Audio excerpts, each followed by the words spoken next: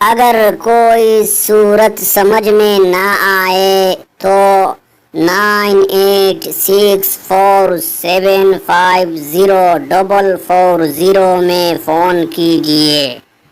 نحمده ونصلي على رسوله الكريم أما بعد فأعوذ بالله من الشيطان الرجيم بسم الله الرحمن الرحيم وأن المساجد لله اور یہ کہ مسجدیں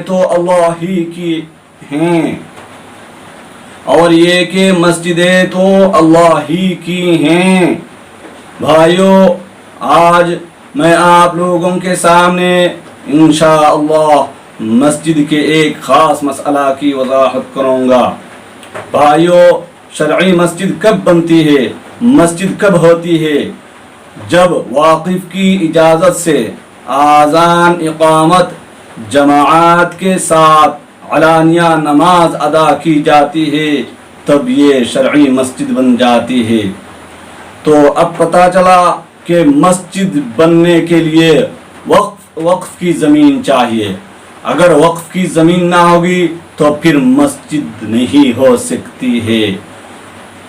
یہاں تک کہ اگر آدمی اپنی رضامندی سے وقتی طور پر زمین دے دے اور کہے کہ اس میں مسجد بنا لو تو بھی یہ مسجد نہیں بنے گی، یہ مسجد نہیں ہوگی۔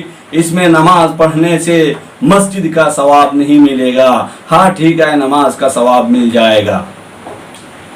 تو یہ بھی معلوم ہو گیا کہ اگر مغصوبہ زمین ہوگی تو پھر اس میں بالکل مسجد نہیں ہو سکتی ہے۔ مغصوبہ زمین پر اگر بڑی سی بڑی عمارت قائم کر دی جائے، دیکھنے میں بہت خوبصورت مسجد لگے، پھر بھی یہ مسجد نہیں ہے۔ ایسی مسجد میں نماز پڑھنے سے مسجد کا بھی ثواب نہیں ملے گا اور نماز کا بھی ثواب نہیں ملے گا۔ مغصوبہ زمین کی مسجد میں نماز پڑھنا مکروہ ہے، تحریمی ہے۔ مغصوبہ زمین میں نماز پڑھنا کیا ہے؟ مکروہ ہے، تحریمی ہے۔ اس سے پتہ چلا مسلمان جن مساجد میں نماز پڑھتے ہیں، مسلمان کی مساجد کیا ہے؟ وقف کی زمین ہے۔ مساجد کی زمین وقف کی ہے۔ اگر مغصوبہ زمین ہوتی تو مسلمان اس میں نماز نہیں پڑھتے۔ کیا کہتے مغصوبہ زمین میں نماز پڑھنا مکروہ ہے، تحریمی ہے، نماز کا ثواب نہیں ملتا ہے، مغصوبہ زمین کی مسجد ہی نہیں ہوتی ہے، یہ کہہ کر انکار کر دیتے۔ سمجھ گئے بات؟ اور یہ بات بھی معلوم ہو گئی کہ مسجد ہونے کے لیے عمارت کی ضرورت نہیں ہے۔ شرعی مسجد، نفس مسجد بننے کے لیے فاؤنڈیشن اور دیوار وغیرہ کی ضرورت نہیں ہے۔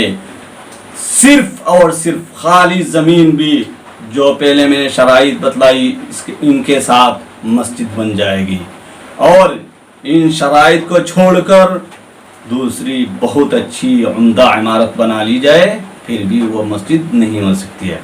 اور ایک بات یہ بھی معلوم ہو گئی، جو مساجد ہیں وہ اللہ ہی کی ہیں، ان مساجد کا مالک کوئی دوسرا انسان، کوئی دوسری مخلوق نہیں ہو سکتی ہے۔ سمجھ گئے بات؟ یعنی مساجد اللہ ہی کی ہیں۔ تو ایک مسئلہ اور یہ بھی معلوم ہو گیا کہ مساجد سے نمازی کو نہیں روک سکتے۔ ہاں ٹھیک ہے، مساجد سے مسجد کے انتظامیہ سے سسٹم سے کسی کو دور رکھ سکتے ہیں، الگ کر سکتے ہیں، لیکن مسجد میں نماز پڑھنے سے نہیں روک سکتے۔ مسجد کا مالک نہ واقف ہے، نہ دوسرے مسلمان ہے، نہ کوئی دوسری مخلوق ہے۔ مسجد کا مالک قیامت تک، مسجد کا مالک خالق کائنات ہے۔ سمجھ گئے بات؟ اسی وجہ سے اللہ تعالیٰ فرما رہے ہیں وَمَنْ أَظْلَمُ مِمَّنْ مَنَعَ مَسَاجِدَ اللَّهِ أَنْ يُذْكَرَ فِيهَا اسْمُهُ وَسَعَى فِي خَرَابِهَا۔ اس شخص سے بڑا ظالم کون ہوگا جو اللہ تعالیٰ کی مساجد سے، ان مساجد میں اللہ تعالیٰ کے نام لینے سے لوگوں کو روکتا ہے، منع کرتا ہے، اور اللہ تعالیٰ کی مساجد کو ویران کرنے کی کوشش کرتا ہے، اس سے بڑا ظالم کون ہوگا؟ لہذا ہم کسی کو مسجد میں نماز پڑھنے سے نہیں روک سکتے۔ اب یہ جب شرعی مسجد بن گئی تو یہ قیامت تک کے لیے مسجد بن گئی، سمجھ گئے بات؟ یہ قیامت تک کے لیے مسجد بن گئی۔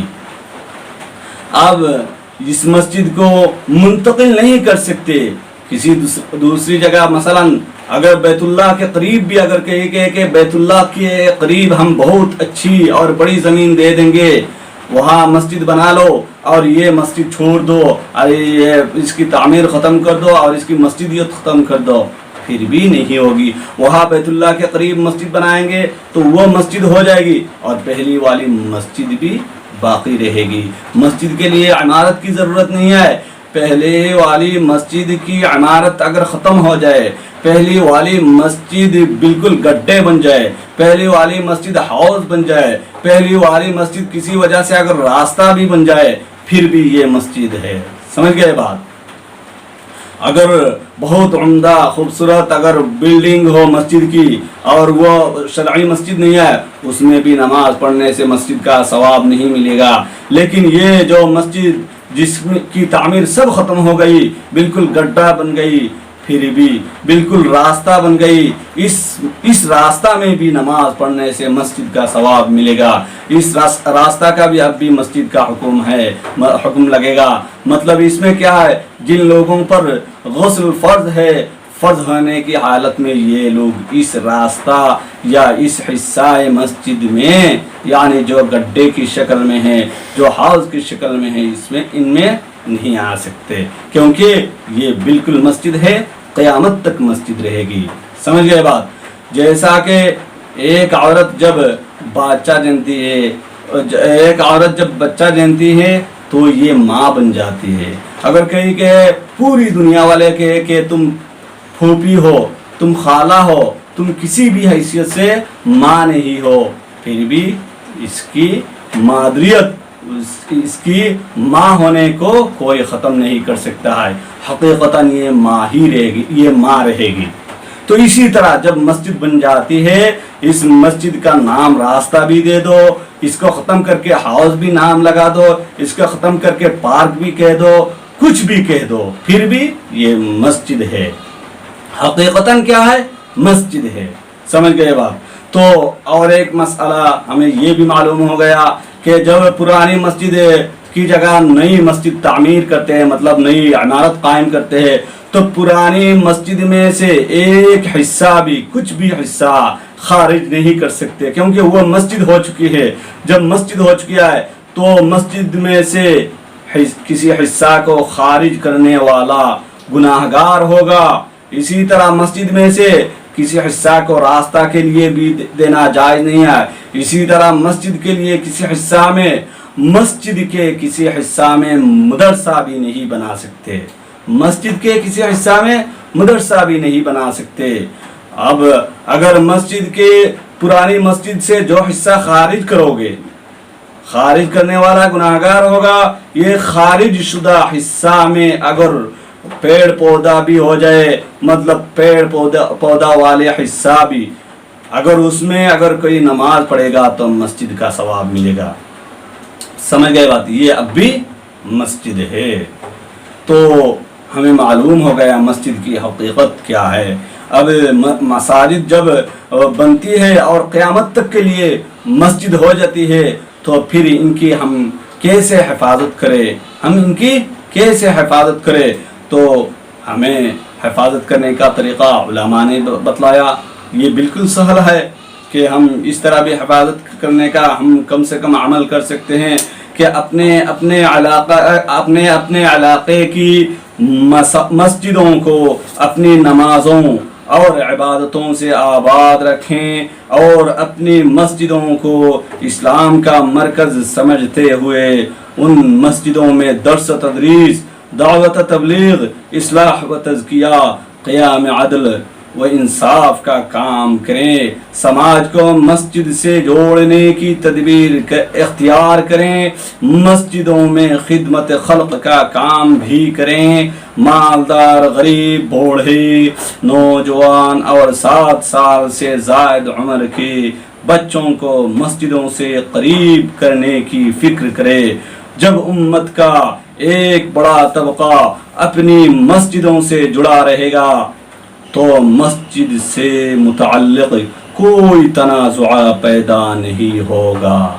سمجھ گئے بات؟ تو ہم انشاءاللہ مسجد کو دین کا مرکز بنائیں گے، مرکز بنانے کی کوشش کریں گے، لوگوں کو مسجد سے جوڑنے کی کوشش کریں گے۔